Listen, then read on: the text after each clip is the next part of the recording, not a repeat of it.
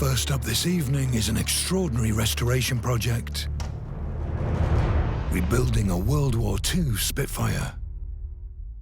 How many years ago was this? 4 or 5? And it went on for a year, I think, didn't it? 2 years. Went on for 2 years. It's not very big, is it? Eh? Ah, heck. The project actually began 8 years ago, and for Guy, this was a dream job. Oh, bloody hell, yeah. Second World War. Brought up with it. My dad's dad went up the beaches on D-Day. Mum's dad is Latvian, who was on the other side. Yeah, so my dad's always been on rattling on about the Second World War when, you know, from us being kids. Yeah, and getting a chance to rebuild a Spitfire, Mark 1 Spitfire. The ultimate. You can get to work for a Formula 1 team, but I'm not bothered. Are you bothered? I'm not bothered. Go on, give me another pinnacle. NASA. Working with Americans, I wouldn't get on with Americans. Who else? Give me another job. What else would be like? CERN. Oh, CERN, Large Hadron Collider. Yeah, but to be honest, I don't think I'm clever enough for that. Yeah. I feel very honoured to work on one. I say, oh, it's a bit much. I'm a bit of a dither. Look, I've got a right smile on my face. I thought that was mint. The Supermarine Spitfire is the legendary fighter plane which helped win the Battle of Britain in the summer of 1940. However, the Spitfire Guy was going to help restore, designation N3200, crash-landed on the beach at Dunkirk 6 weeks before the Battle of Britain began. He was providing cover for the mass evacuation of British troops from mainland Europe. Yeah, it was a bit of a trophy to the Germans. I'd have a few choice words to them boys. Who had the last laugh, eh? Its pilot was squadron leader Geoffrey Stevenson. Geoffrey Stevenson, that's it. The original pilot, yeah. Stevenson survived the crash and the war, but eventually lost his life flying a fighter jet in 1954. In 1986, N3200 was dug out of the sand. It was an American bloke that was funding it, wasn't it?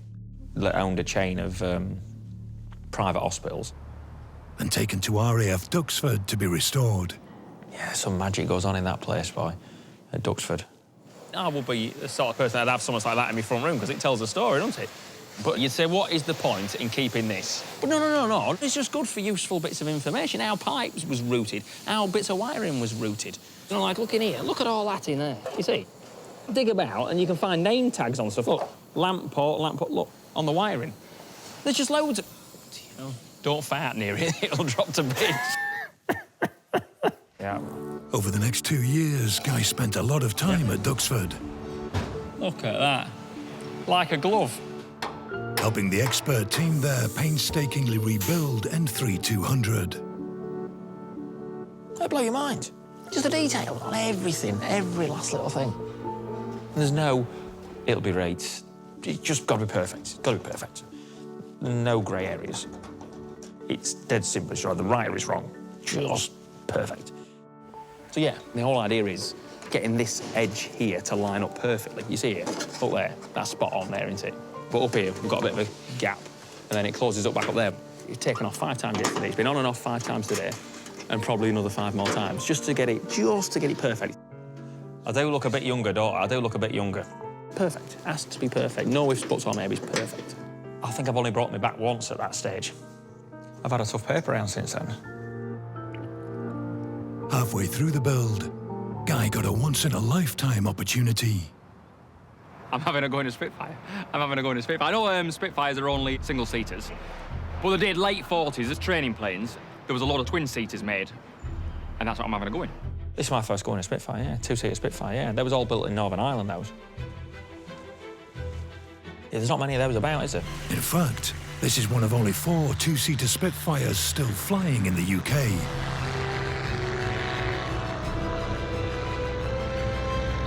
Well, what do you think, Guy?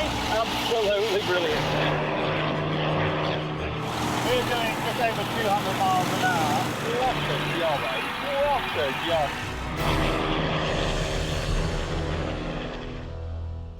Yeah. Put your hand on the control column. Yes, OK. You have control. OK, so... Right. I can't believe how sensitive it is. And by the way, look forward, and you'll see my hands are up here. I can see it, yeah. You're flying a Spitfire. Flying a Spitfire, yeah. Jolly good, well done. The whole experience then got even better for Guy. Look over your right shoulder. Yeah. Because we might be about to get a surprise. Oh, what? Yeah, and then you got a bloody Messerschmitt out. You're getting nervous now, and you're thinking, I know the bad guys are around.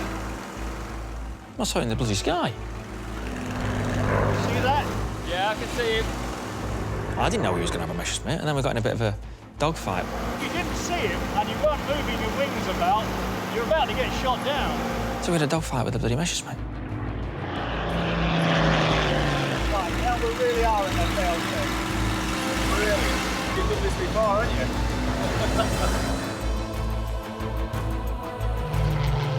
Yeah, well, I like it. Yeah, the best thing ever. Look at that. About now I'm going butter, butter, butter, butter, and hopefully I'll hit him.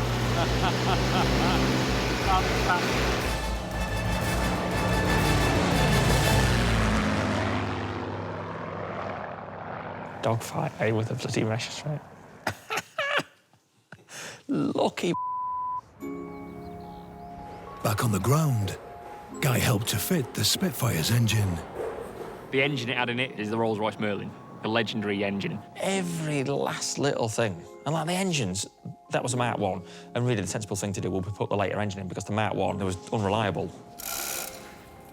The 1,000 horsepower Merlin 3, the same type of engine that was originally fitted to N3200, was hoisted into place by truck mechanic Guy. Right. Yeah. Getting excited. You're not beating that, are you? I could fit as many Scania clutches, I could fit as many Volvo turbos as I like, and nothing's going to beat that. Putting a bloody Merlin in a Spitfire. I've got a Merlin, yeah. I got that engine after this. So I just thought, oh, I want one of those. And then I managed to find one, and then I ended up getting a Merlin 26, which was out of the right-hand wing of a 1942 Lancaster bomber that runs, on a trolley that runs. You got any petrol? Are you boys excited? I'm genuinely excited. Well, I get a bit nervous, thinking that it's going to take us. The last time, it did take off. Started up in the garage at work. It took off, knackered one of me push bikes. Knackered the door on a wagon. Took all the stairs down at work. It was like a bloody bomb scene, it was. I wasn't very popular. I still get all goosebumps. I still get goosebumps. Oh, it's mega. Finally, in spring 2014, the most authentic restoration of a Mark I Spitfire ever was complete. And to watch N3200 fly again, Guy was joined by Victoria and Verian, the daughters of Jeffrey Stevenson, the plane's original pilot. Are you ready? Yes. Are you ready for this? Wow. Beautiful. Ooh. Gorgeous. Yeah, just as a Mark 1 should. Yeah, it's bloody great, isn't it? You just forget what's gone on. Squadron leader Stevenson's Spitfire could now fly again. From the very same runway it last flew from in 1940.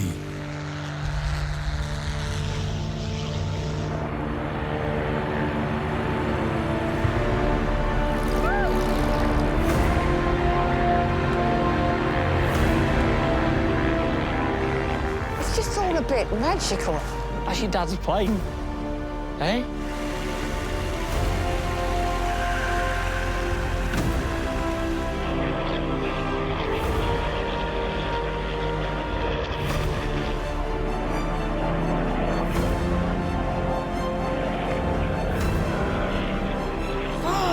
Look at that. Yeah, Look at the speed.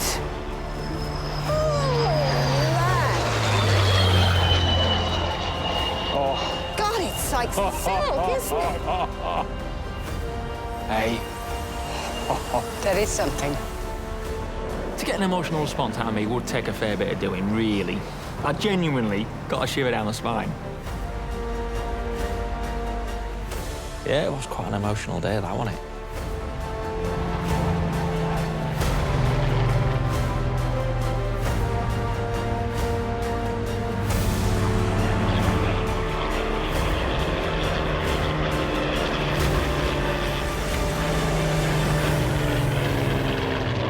Oh, it's great. The whole project was bloody brilliant.